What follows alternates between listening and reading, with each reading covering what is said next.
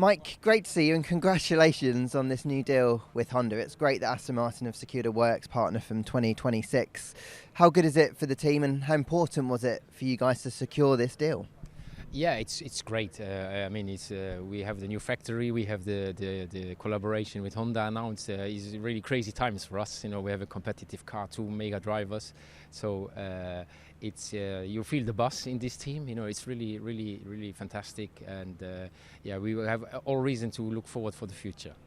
You've had a great long relationship with Mercedes, this team at Silverstone. What was the reasoning behind needing to move to a supplier who will now create a bespoke engine for you? Yeah, I think if you look at the 2026 situation, the regulations add another level of complexity. You need much more integration between PU and chassis. The regulations are being defined at the moment, the chassis regs, and all hints lead to that you have to have a very close collaboration in terms of how you manage your energy, how do you deploy, and all this kind of technical stuff. So we thought it was very important to have such an agreement in place for 2026, and that does not mean that we are not pushing now. You know, we still try to do our best over the time to come, and also I think in that context we have to be very grateful for our current partners, HPP, MGP, that have really supported us over many years, who deliver great products, very competitive, very reliable. So yeah, great times, honestly. And when you look at the decision-making process, why did you choose Honda? Obviously, they were available and they wanted to come back. But are there more specifics about why you wanted them as a partner? Well, yeah, I think, you know, if you look at the company itself, you know, first of all, they are the reigning world champions, and they have a long list of world championships under their belt. So Honda is a racing company. Racing is in their DNA, and they have a clear ambition to be first all the time. And this is a good match with us because we have that ambition as well. We have to bring it to materialize it, but I think if you look at that, you know, from the way we approach things and the way Honda approaches it, there is some similarities, and from that point of view, I think it's a perfect match.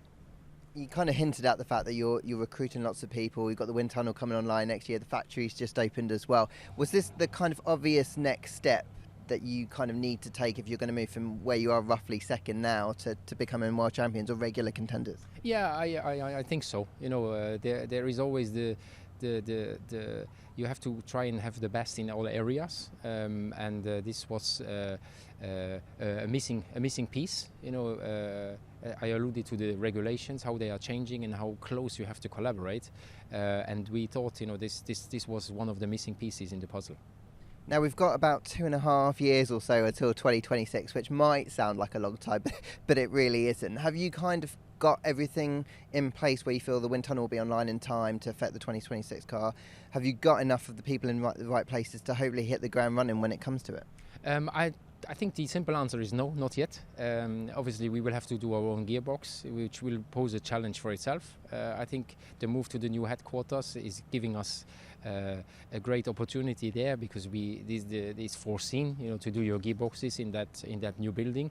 But yeah, we will have to work hard, you know, to get ready for 26, making these new bits, you know, while still racing also with the current partner. It is a lot of challenges, but we knew that up front, and we will not complain about them.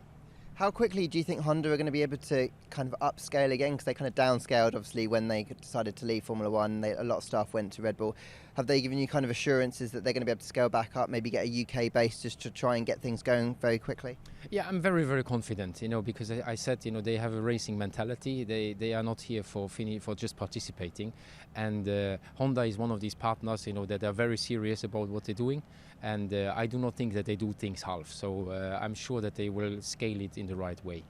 You've got Dan Fallows leading your technical department. He obviously worked with Red Bull when Honda were there as well. How important is that to help, hopefully, the seamless integration? It is a help. He knows a lot of people. He knows the facilities. He knows what we can expect from the collaboration.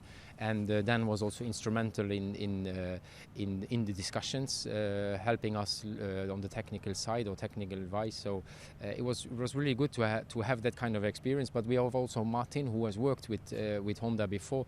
So there was good contacts, I would say, and all in all, I think, you know, it was for us it was a fantastic choice.